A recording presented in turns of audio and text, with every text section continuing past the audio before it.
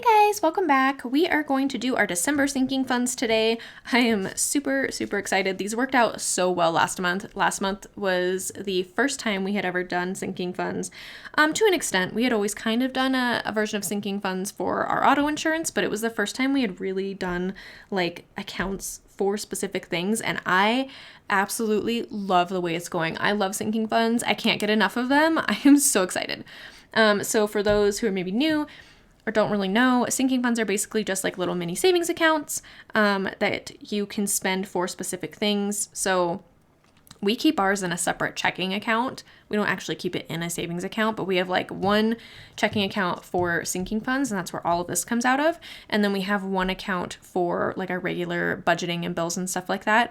That way it keeps it separate, and we kind of have a running total of our sinking funds balance that we can pull from.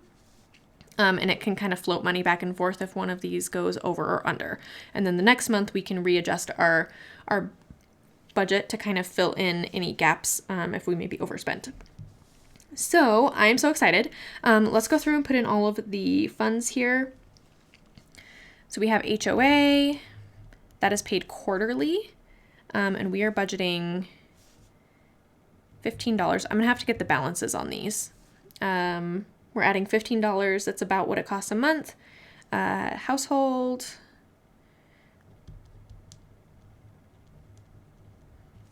We are actually adding in $100 this month because we overspent a little last month. And I know that there's a few things we're going to need.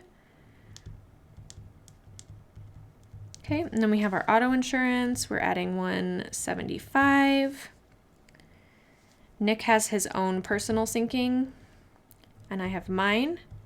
The reason that we did these as sinking funds instead of just part of our budget every month is because we're only allowing ourselves $30 a month. That's not a ton of money, but it's just what we can work with right now with our budget. And so we decided to make ours sinking funds. That way, if we don't use the whole 30, it can kind of beef up months going forward. Close.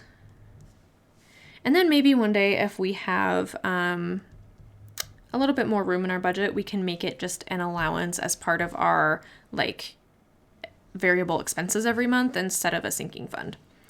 Clothes, we're adding $50. Fun money. Our fun money is for things like birthdays, gifts, any family outings we want to do. That's what goes into our fun money. Cars, we're doing 60 for that.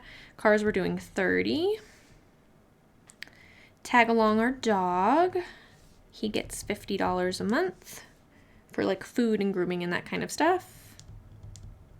I do think I want to add in a beauty budget at some point that I can, instead of using this for like makeup and stuff, we can do a beauty and I can put my makeup on there and we can do like our haircuts and stuff on there. For now, we're just kind of doing that as part of our personal funds, but I think if we did a beauty one at some point, that would be helpful. Okay, so we don't have a ton. Oh, we also have Christmas. We're just not adding any money to it. We already added all of our funds to it, so. We don't have a ton of sinking funds right now, but I absolutely love the flexibility of what you can do with this. Let's go ahead and get our beginning balances. Actually, we just did our November closeout, so let me pull our sheet from our November closeout and we can grab all of our balances. So Nick had $11.47 left over. I was in the negative by $5.78. Clothing was in the negative by $9.83. Fun money, we finished with $405.67. This is going to take a huge hit in January. Sierra's 10th birthday is like the second week of January. So a lot of this is going to go towards like a little party for her, her birthday gift, and any like special things we want to do for her birthday. So that's going to go down by quite a bit. And then in February is Sophie's birthday, so that'll go down even more. That's why it's kind of really beefed up right now. We try and do less things like throughout the year and then save up a bunch of money towards the end so that we're prepared for their birthdays. Okay, and then cars, I'm going to do it this way. Let's see. Yeah, that's a little bit easier to read. Okay.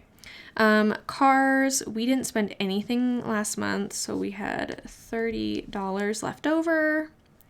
Tagalong had $2.29. Costco, we just started that. That's about what we need to spend a month to maintain our membership. And then Christmas, let's see. Oh, here's household and HOA. HOA, we had $30 to begin with. Household, we were actually negative by 45. Oh, wow. That's interesting. But that's why we're adding in 100. We only added in $50 last month, but because we went so negative last month, we kind of stocked up on a couple of things that'll last us for a while with some sales. So we're going to add $100 this month because I know that we're going to need something, whether it's paper towels, fabric softener, like that kind of thing. So when you're setting up sinking funds, something to think about is, what did you start with? Do you need to float and add extra money to that fund because you maybe overspent the previous month? And then also think about, like, what will you need to buy this month? So, like, I know we are going to need fabric softener, and we're going to get that at Costco. And then I know we're probably going to need maybe some paper towels or some toilet paper. And so all of that together is going to probably be about $50 for all of that. So that should leave us enough money. So just kind of think about what things you're going to need to spend for the month before you set your budget. And then auto insurance, we started with $350, and we actually pay that one time a year. So this will not get any deductions from it until like November of next year. So that's just going to beef up, and up. Okay. And then Christmas, we have $631.57 total left over. Awesome. So then what I do for sinking funds is throughout the month, I take a transaction log. So I have these right next to each other. We have the funds on one side, and then the transaction log goes right next to it in kind of our flip book. You see, like, here's our check-in. And then when you flip the page over, we have the sinking funds and a transaction log. And this transaction log goes for the sinking funds only. And then on the next page, we have our regular transaction logs, and this is what I'm going to use for like our other spending every month that doesn't fall into sinking funds. So last month, I think I showed you guys, I used color coding for the regular transactions. I think I'm also going to use color coding for the sinking funds just to kind of keep track of where everything's going. It makes it a little bit easier to see. So that's what we're going to be doing for there. But yeah, that's about it. Short and sweet kind of sinking fund setup. I am, like I said, so excited to do these. I absolutely love them, and I can't wait to do them in the future and come up with like even more accounts to spend things on. I know that sounds silly, but I love that this gives you like permission to spend in certain areas rather than keeping it really chaotic and then you're just spending and not really knowing where your money's going. So, all right, you guys, thanks for tuning in. We'll see you next time. Bye.